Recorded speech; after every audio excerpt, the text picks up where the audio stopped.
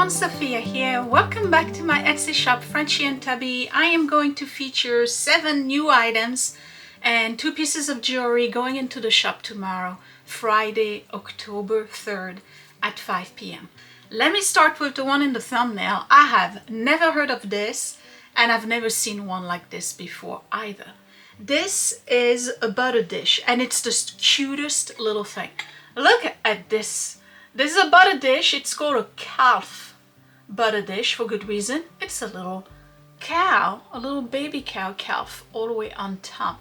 So you're looking at this and you're thinking, oh, this is Delft, right? That looks like Delft. It's Delft blue. It's the kind of design, right? And it opens up and of course it is, like I mentioned, a butter dish.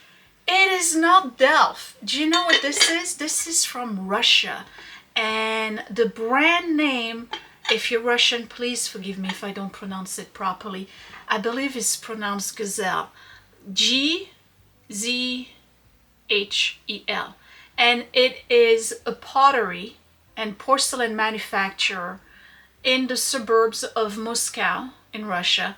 And they have been making this type of porcelain ware since the 14th century. So they're just about as old, pretty much, as Delft. They have very long history and apparently they are a Russian staple. I have never seen them before, didn't even know they existed. I think it's the coolest thing. So first of all, because it's a butter dish, obviously you're going to put your butter sticks in it, right? And you can even put cold water if you want to do the French type of butter keeping. It's about, well, let me see, I'll measure it for you. And it's tall enough that you can put more than 1 stick of butter. It's exactly 1 inch in depth. So you can definitely put some cold water in here and add your butter sticks, stack them if you want, close this, and you can keep it on your counter. What you would need to do, of course, is change the water every day. But it would keep your butter soft and fresh. It is really cool. It's in perfect condition. I have no call out on this. So let's look at the lid first. So we have the cutest little calf all the way on top. And then here are the hand-painted designs all around it. Here's the underside of the bell. And you can see I don't have any chip. That's usually where the stuff gets chipped. It's really cool. And here's the bottom part of it. Same thing, no chip on the corner.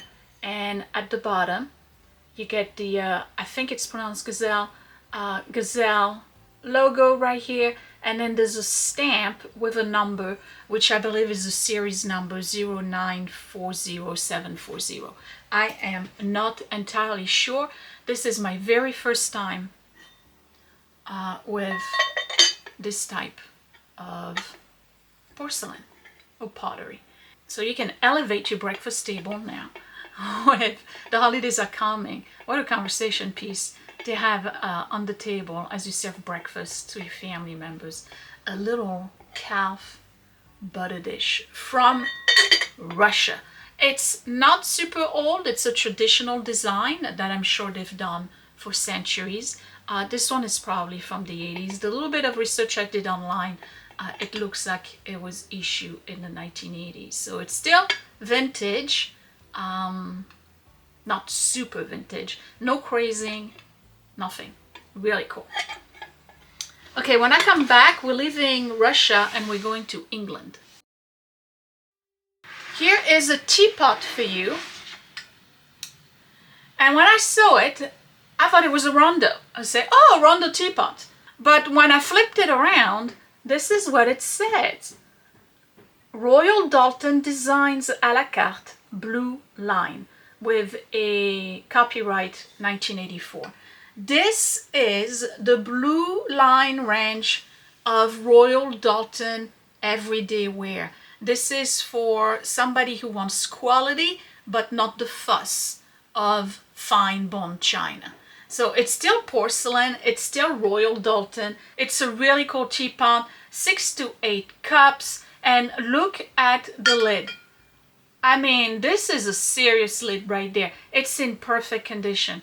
I have no call out on this. It is not a self-straining teapot, just letting you know. You would have to either use one of the teapot bowl or, you know, a strainer on your cup. But really cool, functional design, but with the quality you expect from Royal Doulton. I don't think they still make those. I know that they issued them in 1984, so this is vintage and it's in excellent condition. Whenever I buy a teapot, the first thing I look at is right here. Is there a chip? There's none. And then was this part here repaired? There's no signs of repair. And then when you open it, is there a chip on the lip or the neck of the lid? And there's none. It's in superb condition. I think it's really cool. It's modern. It goes in any decor. So if you're looking for a teapot that is a no-fuss teapot, doesn't have Baroque designs, flowers, all of that frou-frou stuff, you just want a plain old teapot. There you go. Royal Doulton Designs a la carte. It was called the Blue Line. And it's really cool. It's fairly large. It is heavy. But it's got a very, very nice handle. Let's stay in white. I have more Mel glass. And this is really cool, actually. It's Indiana glass. And it's a pair of candlestick holders. You can see right here, you can put your tapered candle. But you can also do a votive if you want, or you can do a small pillar candle. The pattern is Indiana glass, the colony pattern. It's kind of like a flower, like a lotus, or maybe like a morning glory flower. I think it's really cute. It's got a lot of movement to it. It's pressed Mel glass. It doesn't have any stamp. Those back in the days would just have a sticker, a foil sticker. What's interesting about it is that even though it's a pair, you can see the kind of different types of Mel glass. This one is thick and opaque, and this one is a little bit more translucent. Same brand, same pattern, manufactured on different days perhaps. So those are mouth blown into a mold. So obviously whatever compound powder they put in the glass as they melt it, they didn't put as much in this one. Nonetheless, it's really cool. This is the type of stuff that is timeless. It really is. You can have this in any decor today. Any contemporary decor, farmhouse decor fits. Boho fits. Traditional fits. Because it's just plain white, classic, elegant shape. No fuss, really. It's perfect. You can use them on either side of a mantle, on either side of a centerpiece, Thanksgiving, Christmas. You can even add one of those candle ring, you know, the ones with the beads and the flowers, and then you put your tapered candle, and that allows you to have some kind of decorative item attached to it. Very inexpensive, still good quality Mel glass, but it's from the 1950s, so how about that? They survived 75 something years and they are in perfect condition. No discoloration, crazing, flea bite, nothing. Okay, when I come back, let's go to Fostoria. So one of the most recognized patterns in Fostoria is the coin pattern. And they did everything but the kitchen sink in the coin pattern. They had entire table settings with the coin pattern. And coin pattern became very popular in 1958, early 60s. It was issued in 58, and I think they did it until 1980s. But in the 80s, they were doing, 70s and 80s, they were doing all the colors. When they started it, it was initially just clear. So this is one of the original one. This is the tall flower vase by Fostoria with the coin pattern. So the coins are right here, and I hope, I don't know if I can show you. Okay, so we have the seal of the United States with the American eagle. Obviously it's the Americana design. We have the torch from the Statue of Liberty, and then we have the Liberty Bell with its little crack right here. It's very heavy pressed glass. This is a footed flower vase. It's fairly wide, so it allows you, because it's so flared, it allows you to actually have a large bouquet on top. You can do tulips or any kind of blooms that would fall down a little bit, and then anything you want to bring height to it, because it's very deep and very wide, so it's going to open up your bouquet at the top. It's in perfect condition. I only have a few call out, and they're ridiculous. It's like little scratches here on the underside from, you know, being on surfaces and moved over the years. So this is from the late 50s, very early 60s, when they were doing it in clear and frost. Scott's grandmother had the entire coin pattern by Fostoria in red. She collected Fostoria, a lot of it. So I have some ruby red glasses upstairs, the ones that I use for Thanksgiving every year. Those are not the coin pattern, they were a different pattern, but she had the same in red, and she had everything. She had the ashtrays, she had the glass, she had the goblets, she had the plates, she had the bowls, the vases.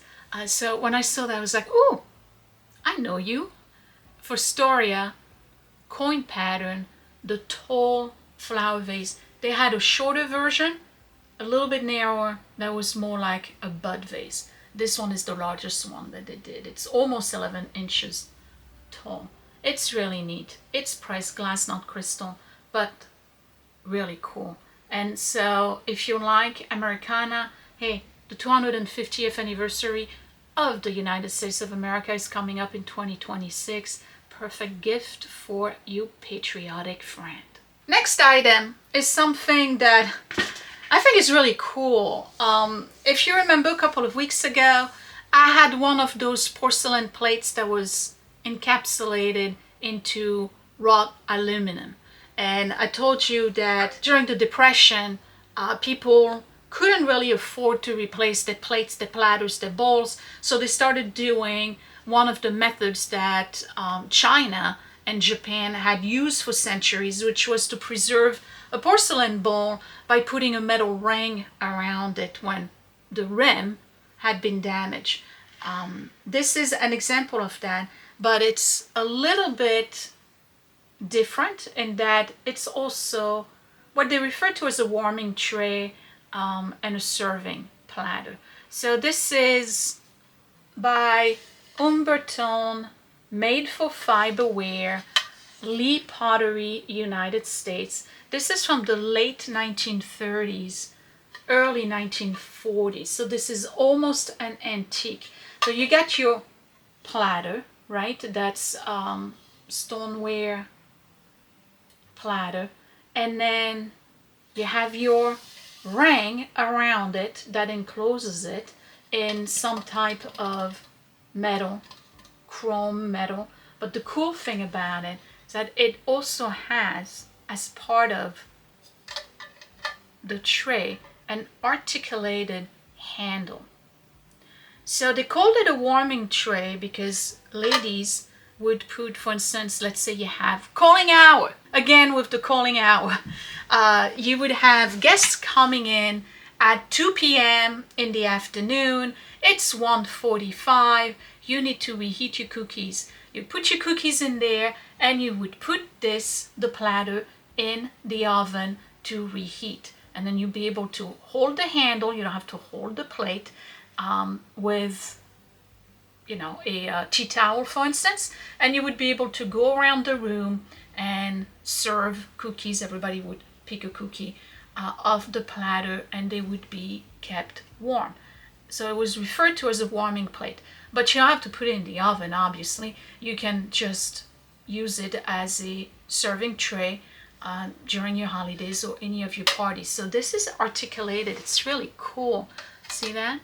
Okay, let's look at it on the underside. This is what it looks like.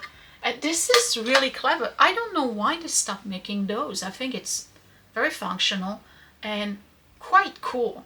So because it's old, late 30s, I think it's definitely late 30s, maybe very early 1940s. What you're gonna see is signs of wear because ladies had stuff for the kitchen and they used them. So you're going to see a lot of crazing. It has crazing, which I think adds to the charm. And then there's like a little line of discoloration here. I don't know if you can see it. It's just part of the charm. The design itself, the transfer wears are intact, and there's no real scratches to the plate. You can see that, right? No real scratches. Now the metal itself has some gloss loss here and there. You can see that it's more of a matte satin finish on the back and a gloss on the outside. You know, it's going to show signs of wear. You can see that, right? A little bit of scratches and stuff. Nothing really distracting or killing its value, in my opinion, because we understand 1930s, 1940s, kitchens were busy, people used their stuff. So you're not going to find those in perfect condition. I think it's really cool. It's super pretty. And I know I have a lady who purchased the other one a couple of weeks ago. Maybe you want to add this, even though yours had a different pattern. But it is umber tone, made for Farberware by Lee Potters Inc., United States. This is the kind of stuff you would see in the pre-World War II kitchen, and probably afterwards. If you're old enough, you probably remember your grandmother having something like this. And then because the handle forms easy storage. Okay, when I come back, we're staying into metal.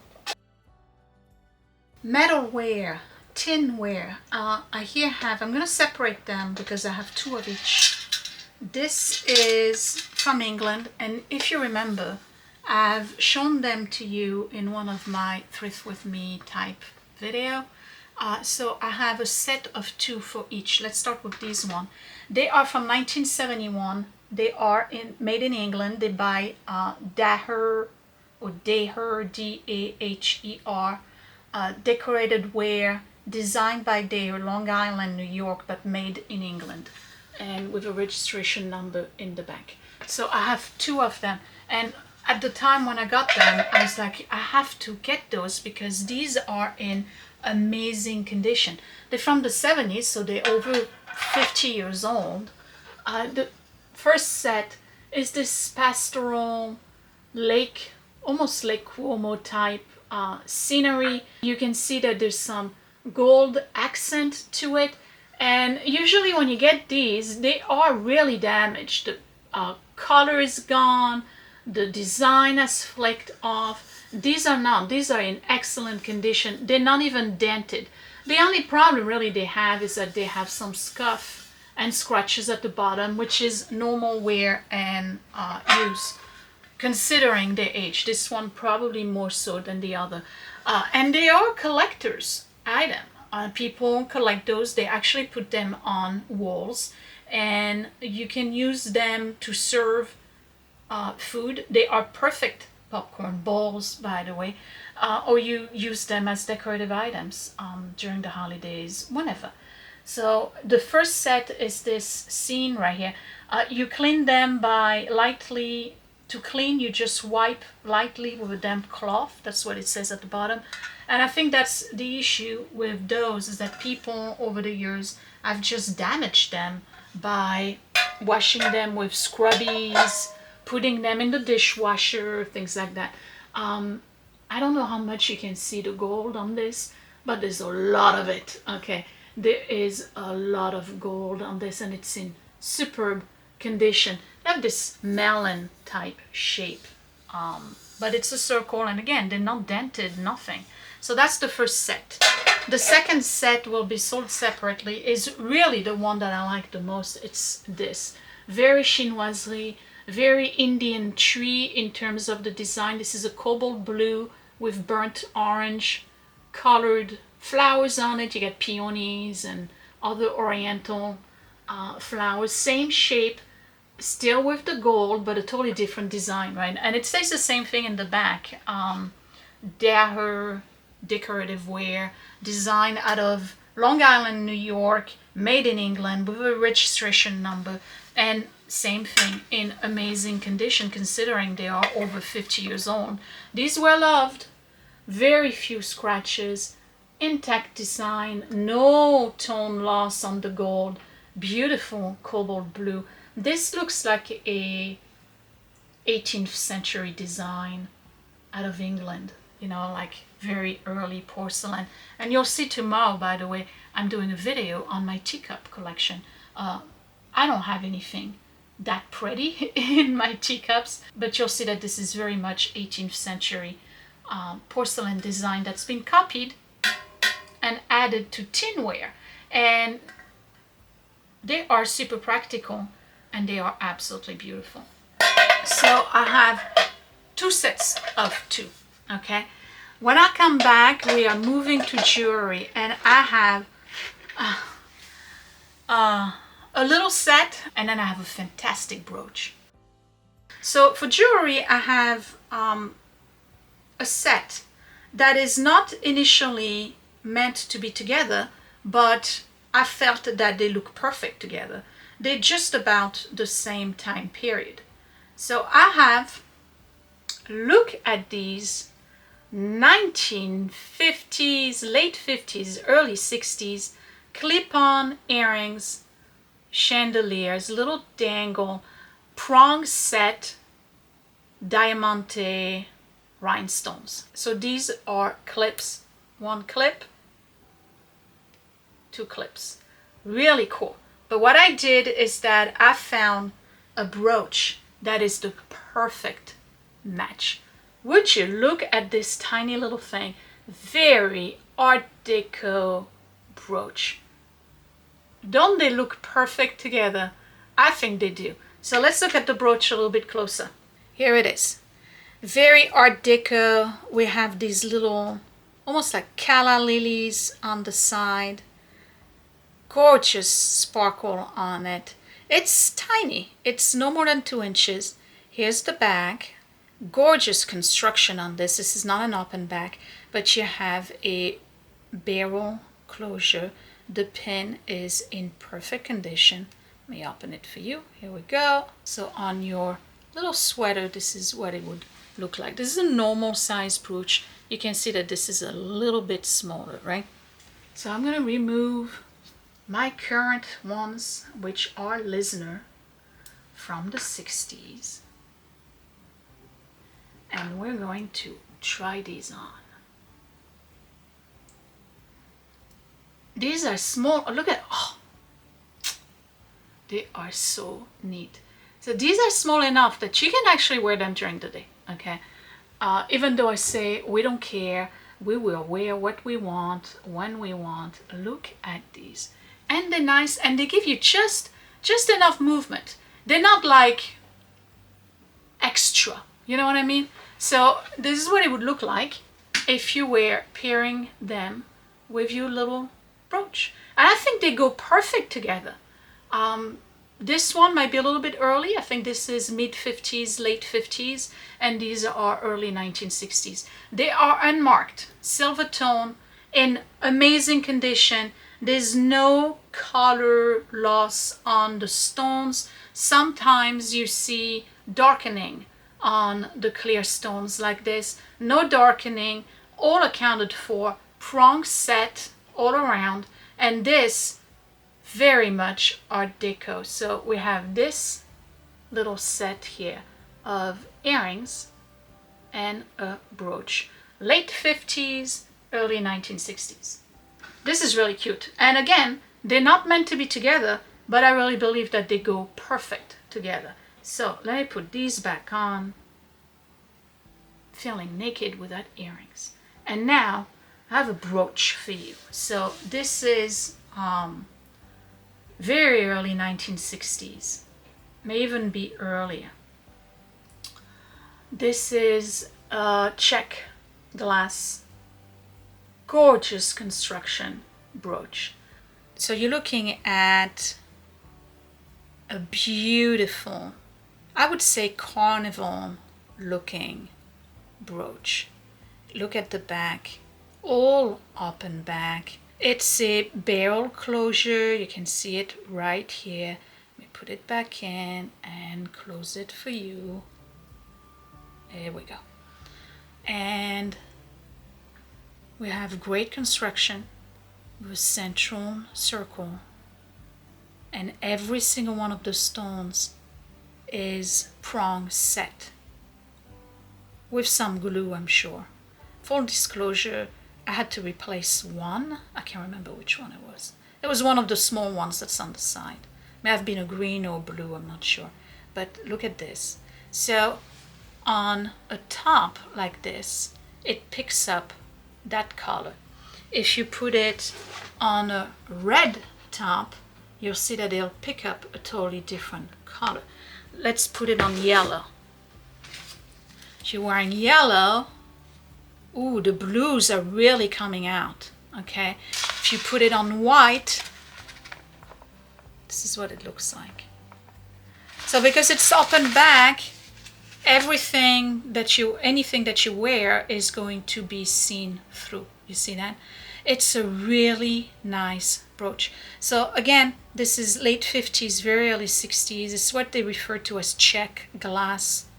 All the prongs are tight. I checked and I tightened a few for you. So you should not be losing any stone from this brooch. It's so nice. Look at the sparkle on this thing. Woo! Okay. So this is the brooch. Okay. This is extra. This is color. This is fun. It's a fun brooch. Look at this sparkle on this. It's really nice. The construction on it is just stunning, beautiful. And that's one of the things that I like about costume jewelry as opposed to what you see today with the fashion jewelry. Is that they were making them as though they were making real fine jewelry. So they use the same technique. You have this amazing construction. They spent time making this, okay? Matching the stone sizes, trying to find the right color to go with one another. It's a fun brooch. So that's what I got for you coming in tomorrow, October the 3rd at 5 p.m. All the links for my shop are right here or down below. And which ones are my favorite?